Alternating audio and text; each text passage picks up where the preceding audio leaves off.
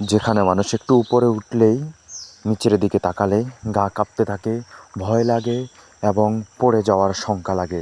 মানুষ খুব আশ্চর্যিত হয়ে যায় এবং গাছের উপর উঠলেই কত কষ্ট লাগে, যেন নিচে পড়ে যাচ্ছি, জীবন শেষ হয়ে যাচ্ছে, এরকম এক আশ্চর্যিত ব্যাপার লাগে আমাদের কাছে। সেখানে দেখুন এখানে গাছগুলো কিভাবে কর্তন করতেছে, কত রিস্ক নিয়ে এই মানুষগুলো কাজ করতেছে।